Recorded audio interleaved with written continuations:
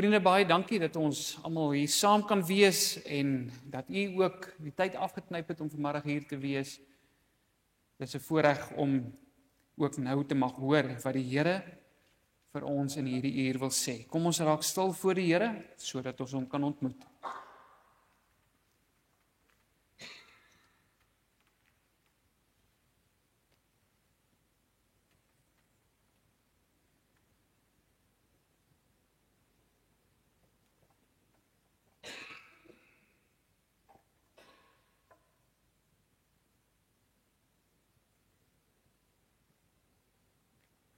So sê die Here, Here, kyk, hier is ek, en ek sal na my skape vra en vir hulle sorg, soos 'n herder vir sy trop skape sorg op die dag, as hy onder sy verspreide skape is, so sal ek my skape versorg.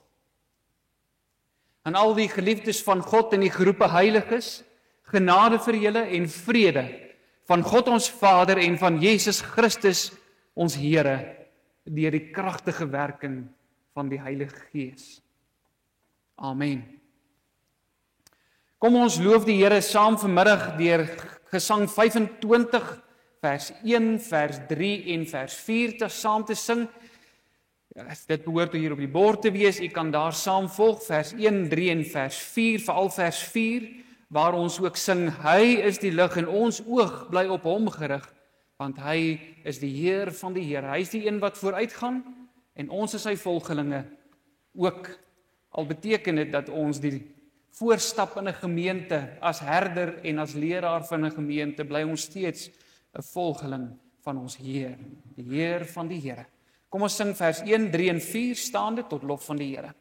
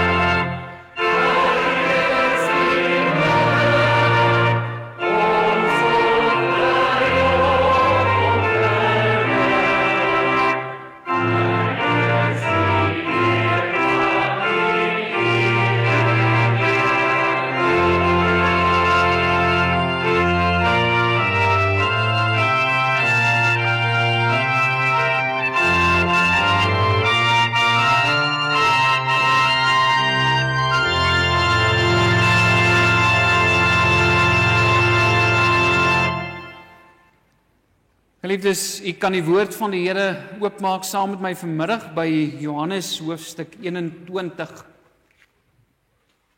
Ons gaan lees Johannes 21 vanaf vers 15 tot by vers 19.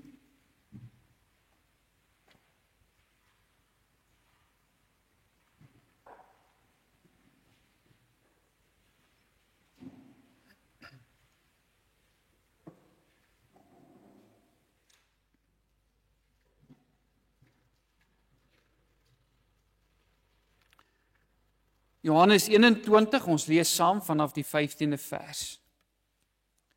Toe hulle dan klaar was met die môreete, vra Jesus vir Simon Petrus: Simon, seun van Jona, het jy my waarlik lief meer as hulle hier? Hy antwoord hom: Ja, Here, U weet dat ek U liefhet. Hy sê vir hom: Laat my lammers wei. Hy vra hom weer die tweede maal: Simon, seun van Jona, het jy my waarlik lief? Hy antwoord hom: Ja, Here, U weet dat ek U liefhet. En hy sê vir hom: Pas my skape op. Hy vra hom die derde maal: Simon, seun van Jona, het jy my lief? Petrus het bedroef geword omdat hy hom die derde maal vra: Het jy my lief? En hy antwoord hom: Here, U weet alles. U weet dat ek U liefhet. Jesus sê vir hom: Laat my skape wei. Voorwaar, ek sê vir jou, toe jy jonger was, het jy jouself gegord en rondgegaan waar jy wou. Maar wanneer jy oud geword het, sal jy jou hande uitsteek en 'n ander een sal jou gord en bring waar jy nie wil wees nie. En dit het hy gesê om aan te dui deur hoedanige dood hy God sou verheerlik. En toe hy dit gespreek het, sê hy vir hom: Volg my. Dit is die woord van die Here. Geliefdes, ons teksvers by die bediening van die woord vanmiddag is die 17de vers. En hy vra hom die derde maal: Simon, seun van Jona, het jy my lief? Petrus het bedroef geword omdat hy hom die derde maal vra: Het jy my lief? En hy antwoord hom: Here, U weet alles. U weet dat ek U liefhet. En Jesus sê vir hom: Laat my skape wei. Kom ons bid saam.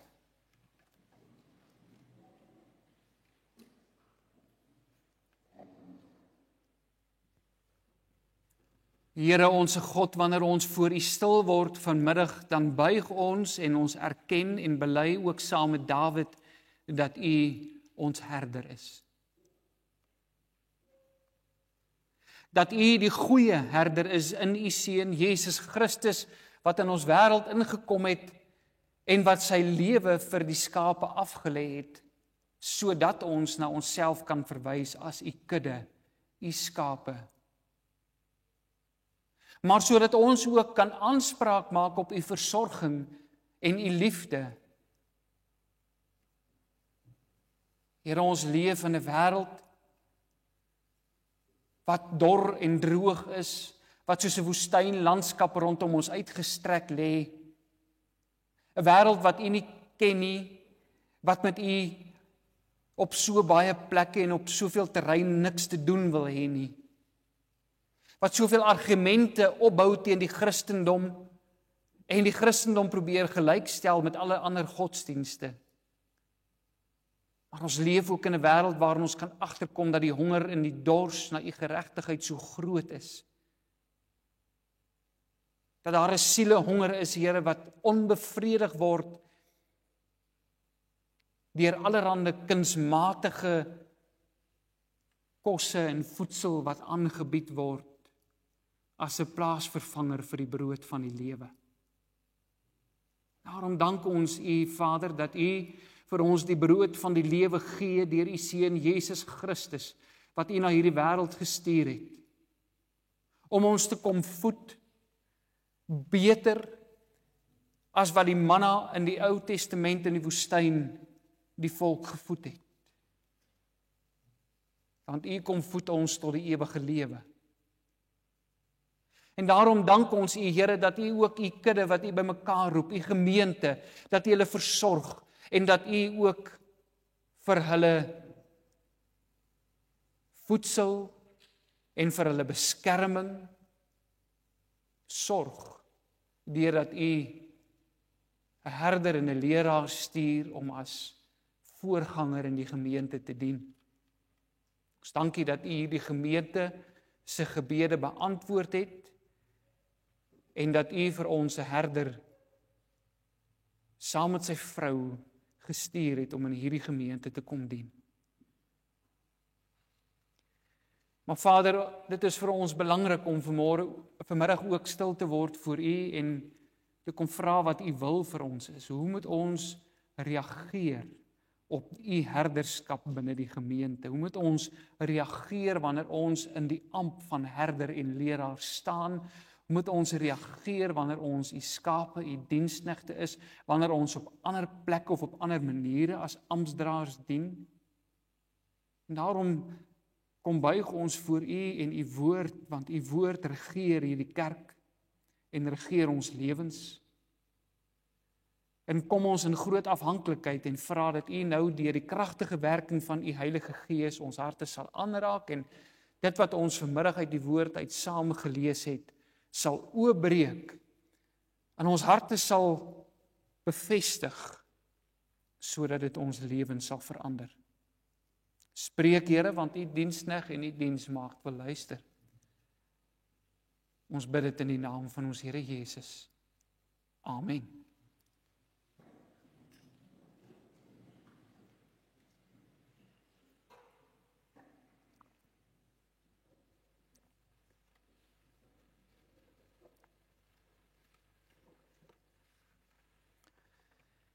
Geliefde broeders en susters van ons Here Jesus Christus, vir 'n teologiese student is daar min dinge so spanningsvol as om voor die kerk se kuratorium te moet verskyn. Nou, die van u wat nie weet nie, die kuratorium is daardie kommissie in ons kerkverband, maar jy kry dit in die meeste gereformeerde kerke, is daar 'n kuratorium. Hulle is die manne wat deur die kerk aangewys word om as ware toesig te hou oor die predikante van die kerk. Om te besluit wie word toegelaat en wie word nie toegelaat nie as 'n predikant. Jy kan dus sommer net kom en by 'n gemeente aanmeld en sê jy wil 'n predikant word in die AP Kerk nie. Jy moet eers 'n aansoek indien by die kuratorium en jy moet daar gaan aanmeld en jy moet 'n eksamen by hulle aflê om nou te toets, jou regsinnigheid te toets en te kyk, ken jy die Bybel, het jy die Here lief, ken jy die gereformeerde leer, en om dan te besluit of jy toegelaat word of nie. Nou Pieter, jy het natuurlik nou eerstehandse kennis van hierdie ervaring, want hy het nog sommer onlangs met nat gesweete armholtes voor hierdie manne daar in die kuratorium gesit en hy moes 'n paar belangrike vrae antwoord.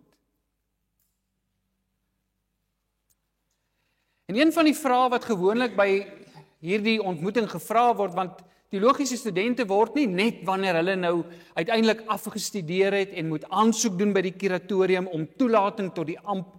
Dis nie die enigste keer wanneer hulle voor die kuratorium verskyn nie. Hulle deur die loop van hulle studiejare verskyn hulle eintlik jaarliks voor die kuratorium en een van die vrae wat gedurig deur die kuratorium gevra word aan die studente en wat uiteindelik weer gevra word wanneer hulle finaal toegelaat word, is hierdie vraag wat baie eenvoudig klink, maar wat regtig eintlik 'n geweldige belangrike vraag is.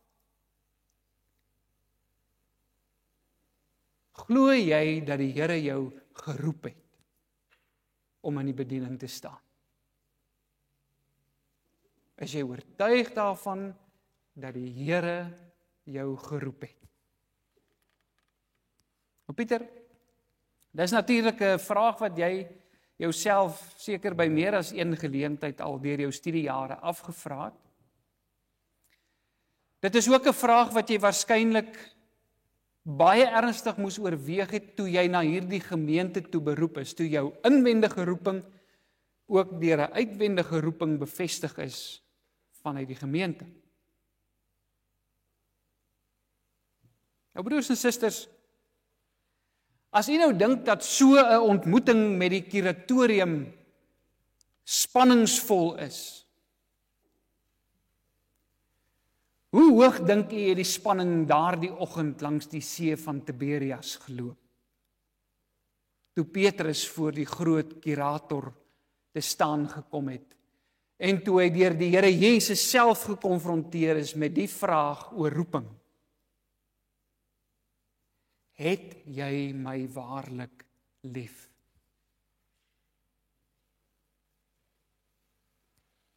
As ons nie net as predikante nie, maar as gewone lidmate en as amptdraers in die kerk van die Here Jesus in die oë moet kyk, broers en susters, soos wat Petrus hom in die oë moes kyk, maar daar was nie vir hom wegkom kans gewees nie.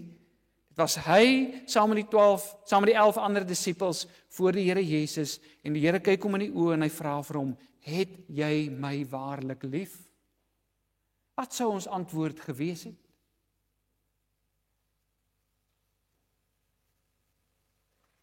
Sou dit dalk 'n selfversekerde, ja Here, U weet dat ek U liefhet wees? Of sou ons soos Petrus in nederigheid kon antwoord, U weet. U weet dat ek U liefhet. Geliefdes, dis die verskil tussen hierdie twee antwoorde wat uiteindelik bepaal of 'n mens 'n getroue volgeling van die Here Jesus is of nie. Of jy nou 'n gewone gelowige is, of jy 'n amptdraer is, of jy 'n predikant is. Dis hierdie vraag, dis die antwoord op hierdie vraag wat die deurslag gee. In die Nuwe Testament is Petrus 'n baie prominente figuur. Ons leer ken hom sommer van vroeg af. Een van die eerste disippels wat geroep word. Die evangelieskrywers beskryf hom ook vir ons as iemand wat 'n baie sterk persoonlikheid gehad het. Hy wek die indruk wanneer 'n mens van hom lees dat hy iemand was wat vuur en vlam vir die Here was. Hy was altyd die een wat eerste geantwoord het, of die een wat namens die 12 'n antwoord gegee het wanneer die Here Jesus 'n vraag gevra het. Ons sou kon sê, hy was die slimste in sy klas gewees. Hy was die een wat ook toe die Here Jesus in Getsemane voor die soldate te staan gekom het, Malchus se oor afgekap het, omdat hy gereed was en gesê het, maar hierdie kan nie so werk nie. Hy was reg om oorlog te maak. Hy was die een wat vol selfvertroue vir die Here Jesus gesê het, Here, ek is gereed om saam met U selfs in die gevangenis en die dood in te gaan. Dit was die tipe selfvertroue wat daar by Petrus was. Maar eintlik was Petrus maar 'n bietjie van 'n windlawaai en 'n groot prater gewees. Een wat miskien gedink het, ons weet nie, ons kan maar aflei, dat hy dalk so 'n bietjie uitstaan bo die ander disippels. As 'n mens in hierdie beeld van Petrus dink, geliefdes, dan kan jy soms nie help om iets van jouself in Petrus se optrede raak te sien, en ons moet eerlik genoeg wees vanmiddag om onsself in daardie optrede van hom raak te sien, want ons is almal partykeer daar. Is ons nie maar baie keer oordrewe selfversekerd in ons geloofslewe nie, vinnig om te sê ons is kinders van die Here, vinnig om vir ander mense te vertel hoe verkeerd hulle is en hoe reg ons is, vinnig om vir ander te sê ons sal opstaan vir die saak van die Here, kom wat wil, veral tussen medegelowiges. Kyk, is baie makliker, broers en susters, as jy tussen medegelowiges is, as jy omring word deur mense wat soos jy dink, mense wat oor die algemeen met jou saamstem, mense wat oor die algemeen dieselfde beginsels en standpunte as jy huldig, om dan op te staan en te sê, hierdie is vir ons ononderhandelbaar, dit is die dinge waarvoor ons staan, ons sal nie prys gee op een van hierdie sake nie. Onder sulke omstandighede is jy selfs bereid om baie keer daardie dinge te sê wat die mense rondom jou baie keer voel, maar wat hulle nie altyd bereid is om te sê nie. Jy is bereid om dit te sê, want jy word ten minste omring deur mense wat sal sê, ja, amen, amen. Maar die toets, broers en susters, is wanneer ons uit hierdie omstandighede gehaal word. Die oomblik toe Petrus uit hierdie gemaklike omstandighede van hom tussen die Here Jesus en tussen die ander disippels uitgehaal word, waarin hy baie maklik en vol selfvertroue kon antwoord dat hy die Here Jesus tot die dood toe sal volg. toe kry hy dit nie reg nie. Toe verloon hy sy Here 3 maal. 3 keer ontken hy dat hy die Here Jesus ken. 3 keer skiet hy sy eie getuienis in die voet. En net so skiet ons ook baie keer ons getuienis in die voet met ons optrede. Dis maklik om mense te bluf. Dis maklik om mense te laat dink dat ek 'n baie goeie kind van die Here is, baie voorbeeldige Christen is. Ek moet net so nou en dan daarom by die kerk uitkom, net redelik gereeld, dat mense my daarom so nou en dan daar sien. Ek moet daarom so nou en dan 'n kerkfunksie of 2 bywoon en 'n bietjie woordjie met die dominee gesels. Ek moet net die regte teologiese terme ken. Ek moet daarom uit die belydenisskrifte uit kan aanhaal en miskien so 1 of 2 teksverse ken wat ek baie gemaklik kan aanhaal in gesprekke. En dan behoort mense te dink ek is 'n goeie Christen. Maar wanneer ons ware klere wys, dan sien mense dikwels die persoon agter die dekmantel. Sondag is ek heilig, maar Saterdag aande kuier ek net so hard saam met die manne, want Afrikaners is mos plesierig.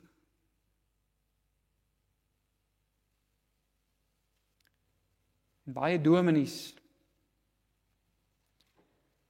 is baie dankbaar dat hulle vrouens en hulle kinders nie die mense is wat die vrae van die kuratorium moet antwoord nie.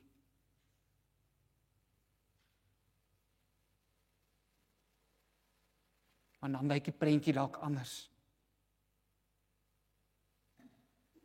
Broers en susters, dis juis aan hierdie oppervlakkige liefde en voortvarendheid van Petrus wat die Here Jesus hom herinner toe hy daardie oggend na ontbyt begin om vir Petrus te ondervra. Dis kort na die opstanding. En 'n mens kan jou indink wat deur Petrus se gemoed moes gegaan het. Hy moes diep onder die indruk gewees het nog steeds van dit wat hy aan sy Here gedoen het. Want die Here het hom gewaarsku voordat die haan kraai. 3 keer sal jy my verloon. En hier is Petrus, hy saam met die ander disippels en 'n mens probeer jouself daardie prentjie indink wat daardie oggend daar op die strand afgespeel het. Hy het sy aansien onder die ander disippels verloor. En nou kom sy Here en hy praat met hom en hy noem hom Simon.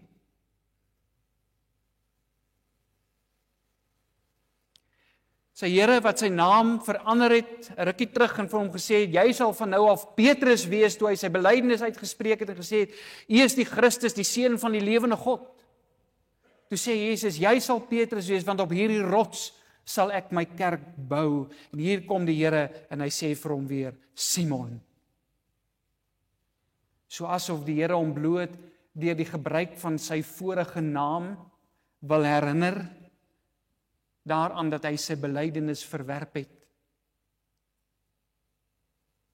Dit is asof die Here vir hom wil sê, sien Petrus, ook jy het my nodig, want selfs jy het voete van klei.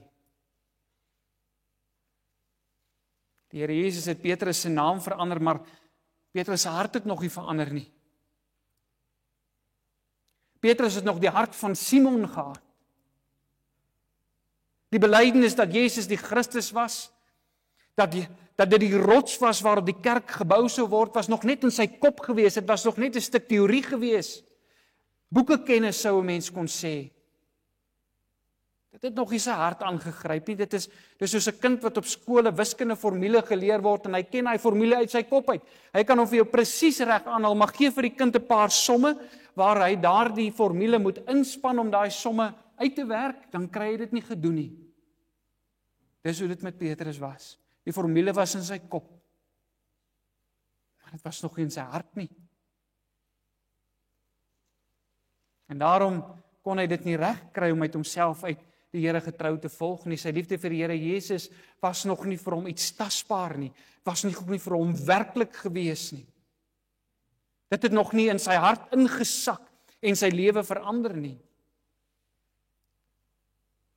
En as dit met een van die apostels gebeur het, kan dit net so maklik met 'n amptdraer of met 'n dominee gebeur, geliefdes. Ons maak so maklik aanspraak op die naam kind van die Here, veral wanneer ons in Christelike huise groot geword het, maar dan het ons harte nog nie regtig verander nie. Ons sien liefde vir die Here as iets teoreties, iets waarop ek net die regte antwoorde moet gee, die regte aanhalings moet gee, die regte bronverwysings kan aanhaal. Iets wat ek soos 'n papegaai moet resiteer. En ons besef nie altyd hoe nodig ons die liefde van die Here Jesus het om ons te verander en ons aanbidding te verdiep nie. En daarom sukkel ons so om hom getrou te volg, want dit hang van ons af. Dit hang af van wat ons weet en wat ons dink ons weet en wat ons dink ons is voor ander mense, en dan struikel ons en ons val.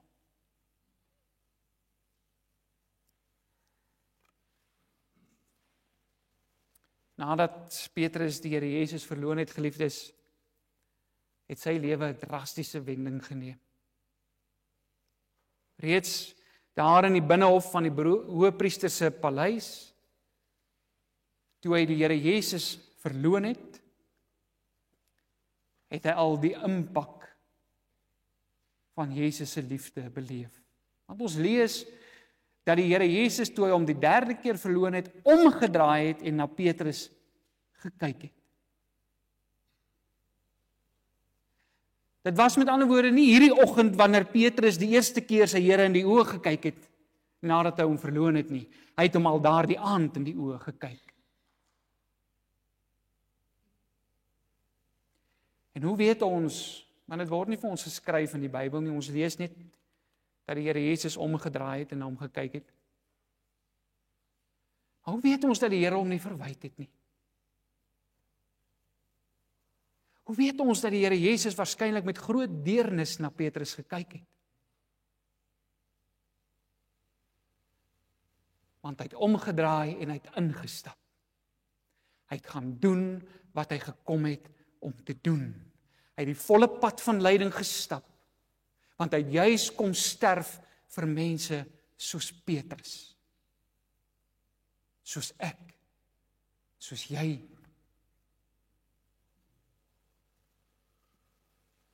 Mense wat hom gedurig in die steek laat. Mense wat hom gedurig verloon. Mense wat gedurig aan hom ongehoorsaam is.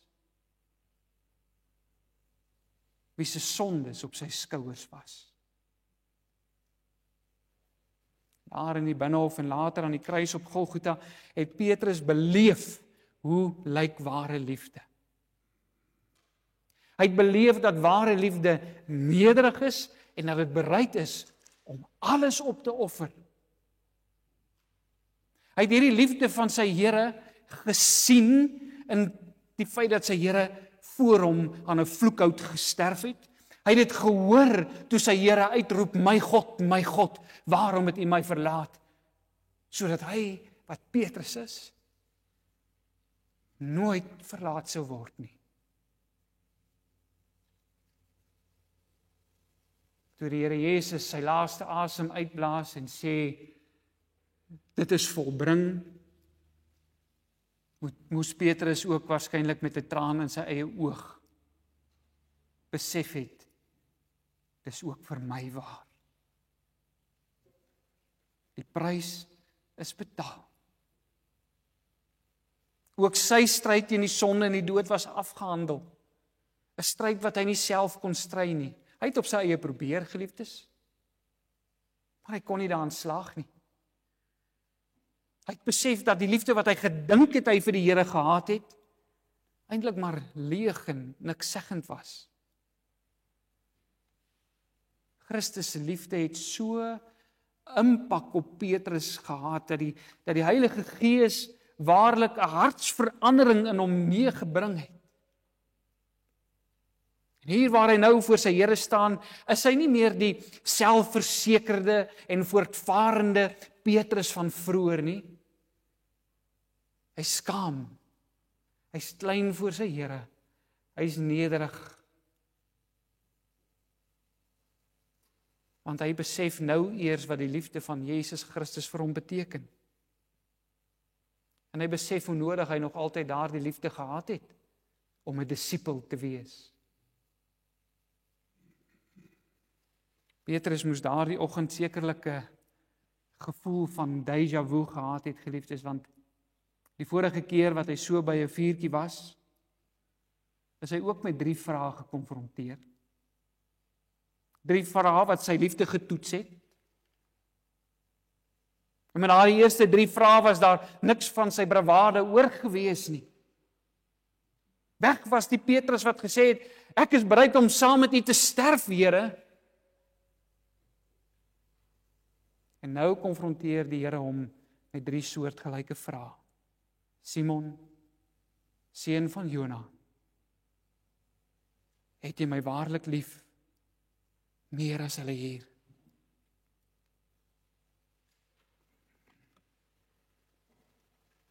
Hierdie vraag moes diep gesny het, geliefdes.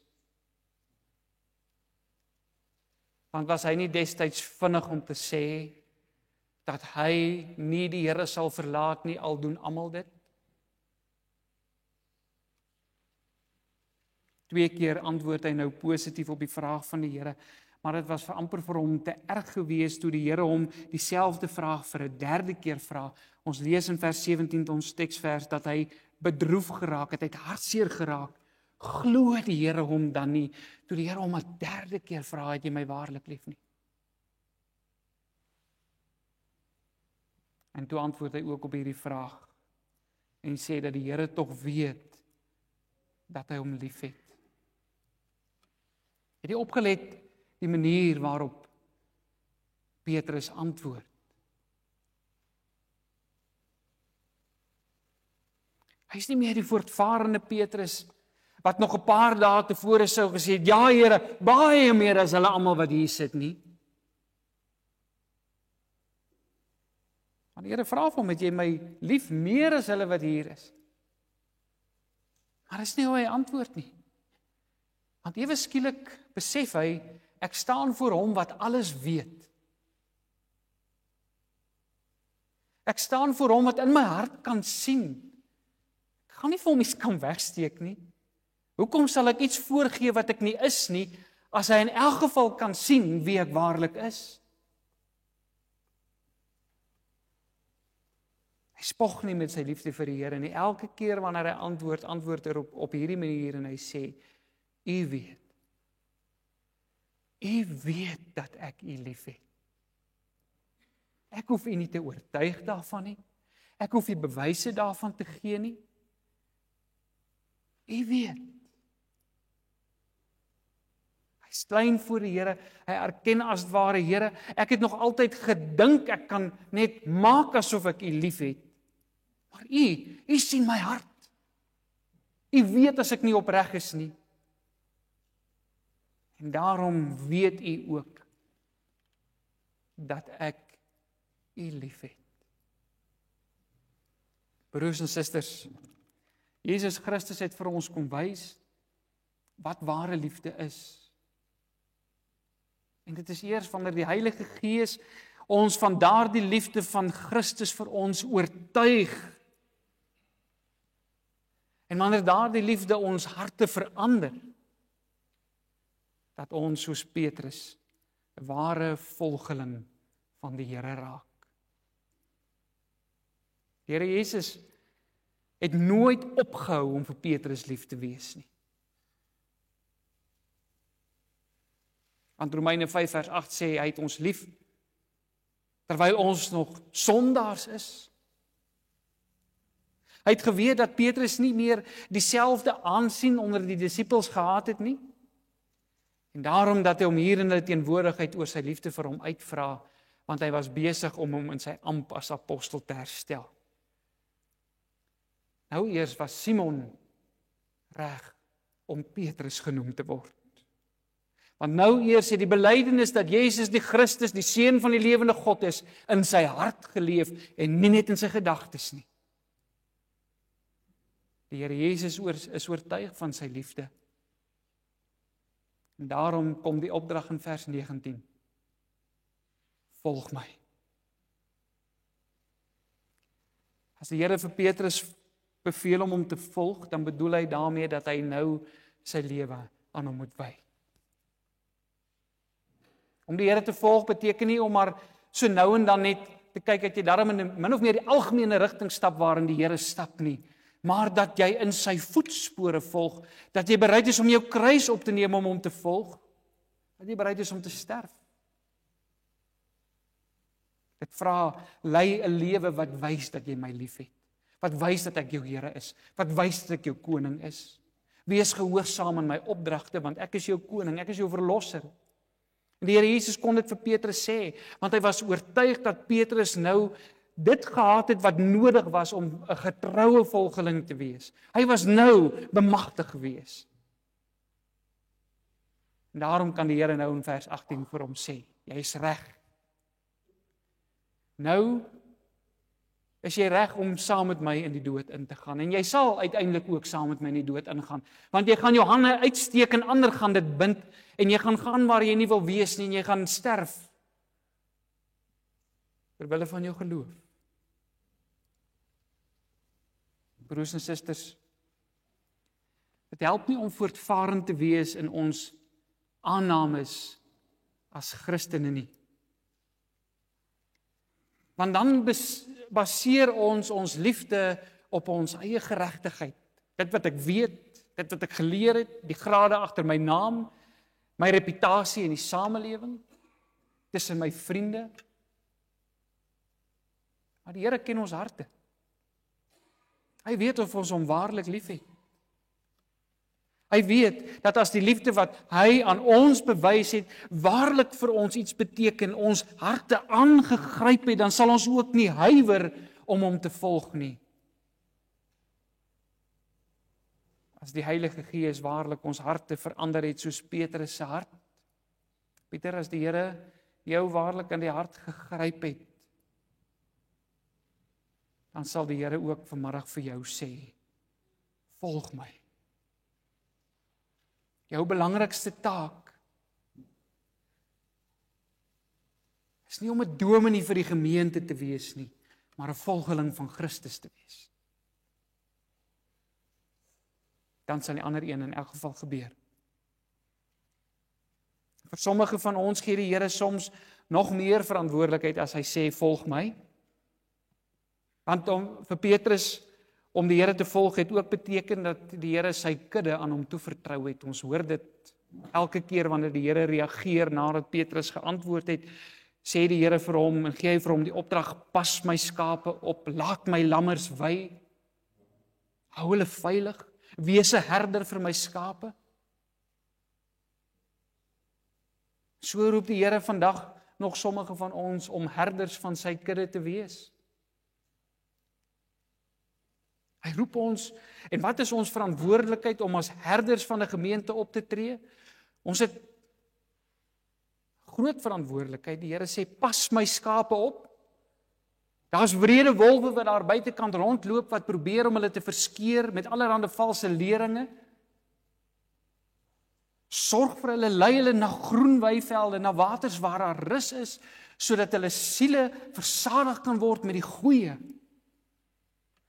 En as hulle afdwaal, laat die 99 staan en gaan haal die een wat afgedwaal het. Maak hom bymekaar, bring hom terug na die kudde toe. En die Here gebruik nie volmaakte mense nie, maar hy gebruik mense wat deur sy liefde verander is.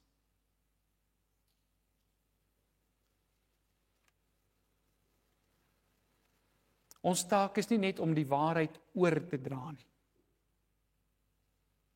As jy gaan lees wat iemand soos Jonathan Edwards en selfs Tim Keller skryf oor die predikant en sy geloofwaardigheid en hoe 'n mens 'n effektiewe prediker is, dan sal hulle albei vir jou sê, lank voordat jy op die preekstoel geklim het, begin jou preek al. Want jou geloofwaardigheid hang nie af van jou welsprekendheid nie. Dit hang nie af van jou kennis van die Bybel en van die belydenisskrifte van die gereformeerde leer en van die teoloë wat jy kan aanhaal nie. Jou geloofwaardigheid as prediker en as herder en leraar van 'n gemeente hang af of mense dit wat jy preek kan sien wanneer jy van die preekstoel af is in jou lewe.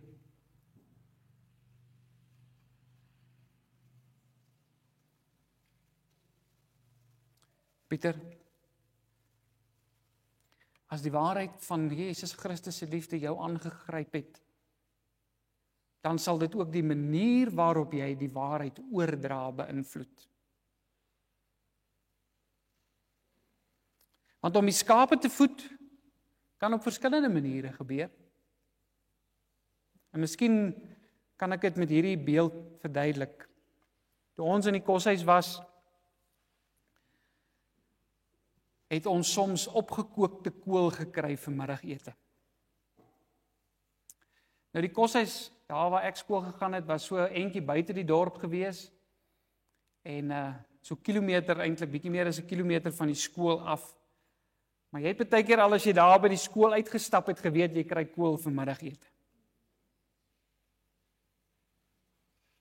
Was nie baie smaakvol voorberei gewees nie. Hoewel kool van die voedsaamste groentes is, groente wat ons beslis nodig het om in te kry, het die manier waarop dit aangebied is gemaak dat ek tot vandag toe nie kool kan verdra en kan eet nie.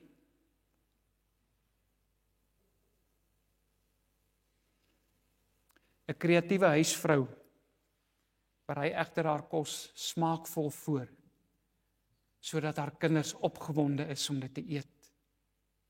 En die gevolg is gesonde kinders.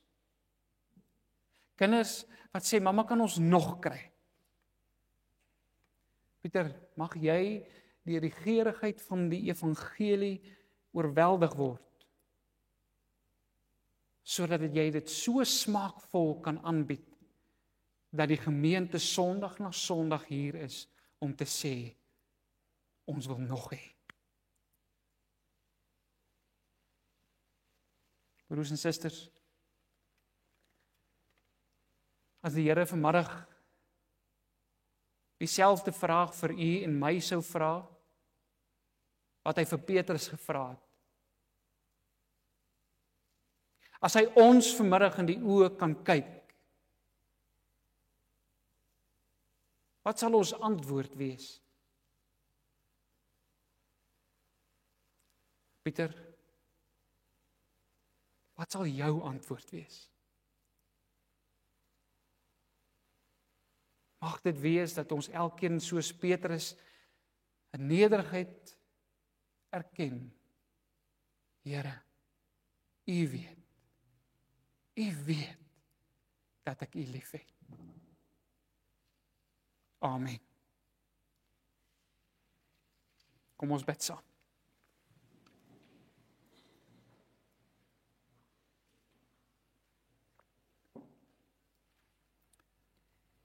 Hemelse Vader, ons dank U dat U ons so liefhet, dat U U geliefde seun Jesus Christus na hierdie wêreld gestuur het om vir sondaars soos Petrus, soos Pieter, soos ek, soos ons te sterf.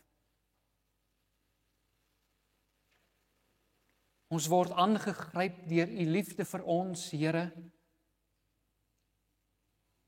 En U Gees maak dit brandend hier binne ons, sodat ons ook in nederigheid wil erken. U weet dat ons U liefhet. Mag ons so antwoord. En mag dit sonder voorgee wees, omdat U in ons harte kyk, want wanneer ons so antwoord, dan verander U ons in getroue volgelinge van Jesus Christus, die goeie herder. In sy naam bid ons dit. Amen.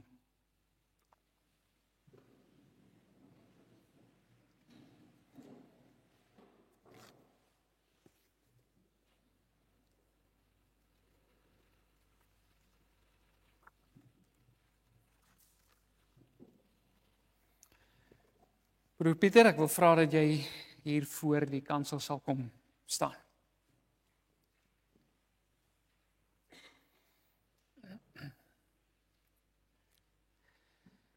Geliefdes in die Here Jesus Christus, u het broer Pieter van Deventer beroep om as u herder en leraar hierdie gemeente te kom bedien. En aangesien daar geen wettige beswaar teen sy leer of lewenswandel ingebring is nie, gaan ons nou daartoe oor om hom in die ampt te bevestig.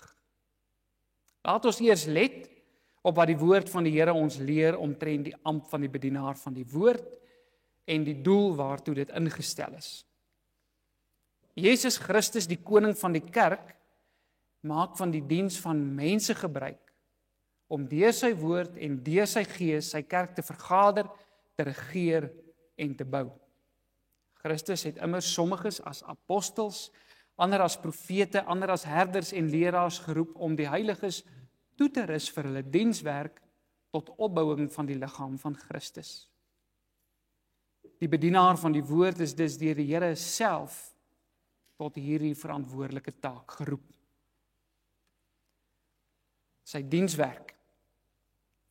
Tot die vervulling van sy ampt behoort allereers dat hy voorgaan in die samekomste van die gemeente, waar hy die woord van die Here grondig en opreg moet uitlê en toepas tot geloofstoerusting van die gemeente.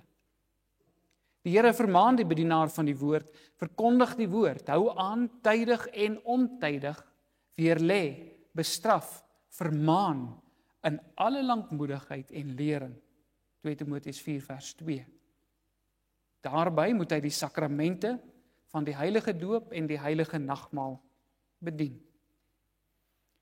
Die ampt van die leraar sluit verder die diens van gebede in. Die naam van die Here moet in die openbaar en in die binnekamer ten behoeve van die hele gemeente aangeroep word. Die woord van God sê, ek vermaan dan, dat smekinge, gebede, voorbedes, dankseggingen gedoen moet word vir alle mense. Hy moet ook hulle wat nog nie belydenis van geloof afgelê het nie, onderrig in die skrif en in die leer van die kerk. In die gesindheid van die liefde van Christus moet hy die gemeentelede ook tuis besoek en uit die woord van God onderrig, vermaan, vertroos, versterk en opbou. Verder moet die bedienaar van die woord saam met die ouderlinge oor die gemeente toesig hou. Hy is saam met die ouderlinge opsiener en 'n wagter oor die huis van die Here, aan wie die sleutels van die hemelryk toevertrou is. Ten slotte is hy ook geroep om die evangelie aan die heidene te bring en om die gemeentelede ook hierin aan te moedig. Sy toerusting. Die bedienaar van die woord moet nougeset op sy eie lewenswandel let, sodat sy liefde vir die Here vir almal duidelik sal wees en sy toegewyde diens aan God vir almal tot 'n aansporing sal wees. Hoe jy volg, gaan tot 'n groot mate ook 'n invloed hê op hoe die gemeente volg. Hy moet self die woord van God onophoudelik ondersoek, daaraan gehoor gee, sodat hy ander kan leer en teesprekers kan weerlê. En uit dit alles blyk dit duidelik dat die ampt van die bedienaar van die woord van God 'n heerlike werk is waardeur God groot dinge tot stand bring. Dit is ook 'n voorreg om in die ampt te staan, omdat mense daardeur tot saligheid gebring en opgebou word in hulle geloof. Aangesien u broers en susters, broer Pieter van Deventer, geroep het om in hierdie gemeente te kom staan en aangesien Pieter nou gereed is om die ampt van herder en leraar van hierdie gemeente te aanvaar, moet jy nou ook opreg antwoord op die vraag wat aan jou gestel word, sodat elkeen kan hoor dat jy bereid is om hierdie diens te vervul. Die belangrikste van hierdie vrae is natuurlik reeds gevra. Het jy my waarlik lief? Maar daarmee saam ook hierdie vraag. Is jy daarvan oortuig dat God self deur sy gemeente en deur die werking van sy Gees jou tot hierdie diens geroep het? Aanvaar jy die Ou en die Nuwe Testament as die ware en onfeilbare woord van God en die volkome leer van die saligheid. En onderskryf jy die belydenisskrifte soos dit in hierdie kerk van Jesus Christus geleer word en verwerp jy alle leringe wat daarmee in stryd is. Beloof jy om jou ampt volgens hierdie leer getrou en met die nodige vertroulikheid te beoefen? En beloof jy om jouself ook aan die kerklike opsig en tug te onderwerp? Broer Pieter, wat is hierop jou hoorbare antwoord aan God drie-enig? Ja, Mag God ons hemelse Vader, wat jou tot hierdie heerlike diens geroep het, ook jou hart en jou verstand verlig. Mag hy jou hart deur sy gees aangryp en mag hy jou deur sy hand versterk en jou bediening so regeer dat jy daarin na behore en vrugbaar kan handel, soos wat hy ons roep, tot grootmaking van sy naam en tot uitbreiding van sy koninkryk. Broers en susters, ek vra dat alle teenwoordige AP Kerk predikante, my kollegas wat hier is, dat u nou na vore sal kom, sodat ons vir broer Pieter kan bid en die hande vir hom kan oplê. Jy kan na vore kom.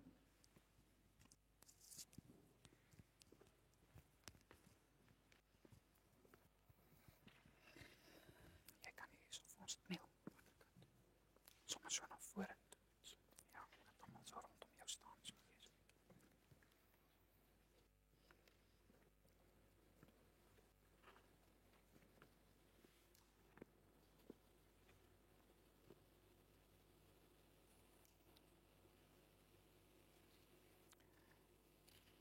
Here onse God,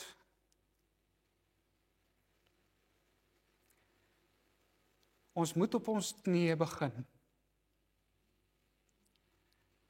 Want dis 'n belydenis. Dis 'n erkenning dat U koning van ons lewens is.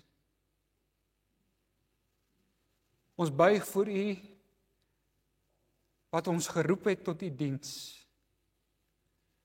En in groot afhanklikheid bely ons teenoor U.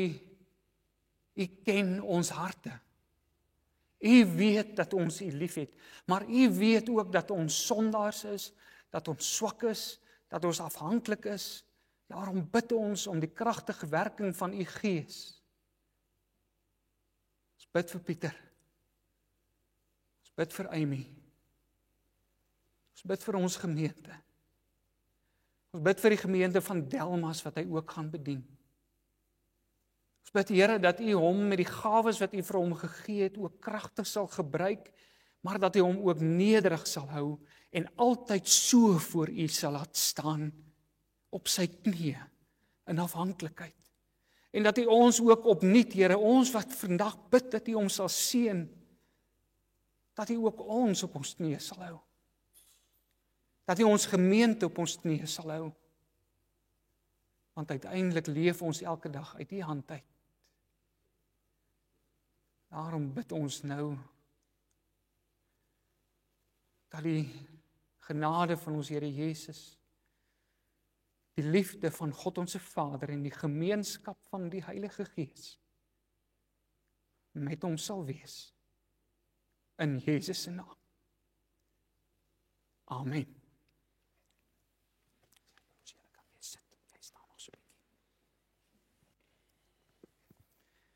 My kollegas kan maar eers sit, ons sal nou vir hom 'n handdruk gee.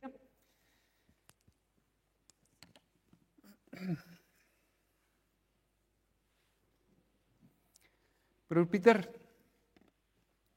neem nou jou verantwoordelikheid op jou en die verantwoordelikheid om hierdie gemeente wat die Here aan jou toevertrou het, geestelik te versorg. Wees 'n voorbeeld vir die gelowiges in woord en wandel, in liefde, in gesindheid, in geloof en in reinheid. Hou aan met voorlesing, met vermaaning en met lering en verwaarloos nie die genadegawes wat in jou is nie.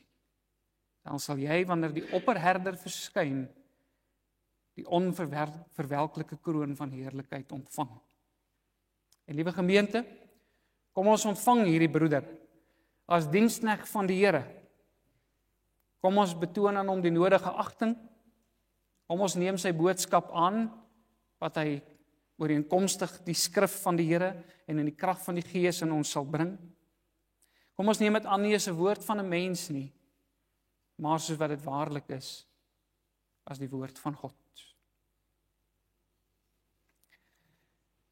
Broers en susters, nou is daar 'n mooi geleentheid wat plaasvind. Ek gaan net vir u die verrigtinge verduidelik, hoe dit nou hier vanaf verder gaan verloop. Ek gaan nou vir Amy, Pieter se vrou, vra om sy toga vir hom om te hang. En as sy klaar is, Amy, dan bly staan jy sommer hier by hom. Dan wil ek vra dat hulle twee omdraai na die gemeente toe en dan sing ons vir hulle Psalm 134, die 4de vers, die seënbede van die Here. En as dit klaar is, Amy, dan kan jy weer jou sitplek inneem, dan gaan Pieter saam met my voor die kansel kom en sal hy die laaste lied aankondig en ook die seën uitspreek. En dan sien ons uit daarna om ook môre na sy intreepreek te kom luister. Amy, jy kan na vore toe kom.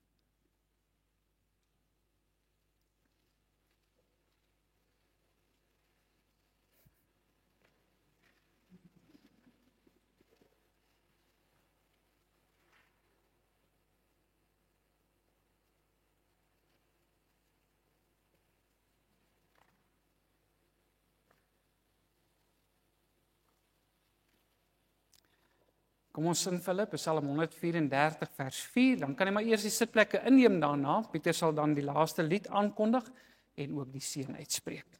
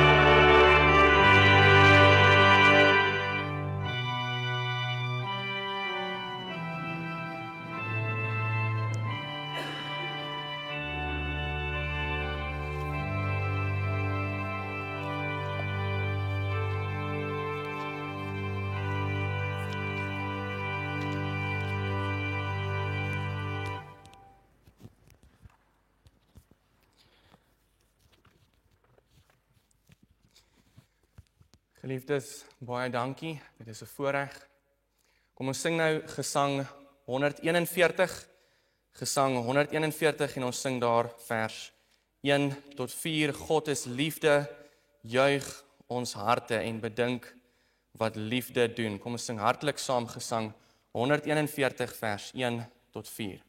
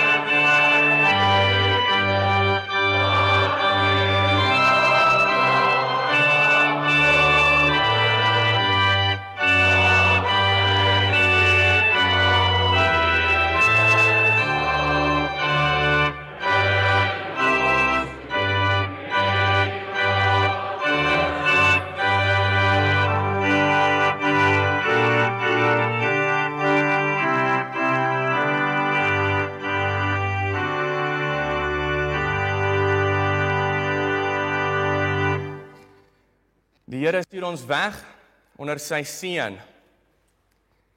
Die Here sal jou seën en jou behoed. Die Here sal sy aangesig oor jou laat skyn en jou genadig wees. Die Here sal sy aangesig oor jou verhef en aan jou vrede gee. Amen.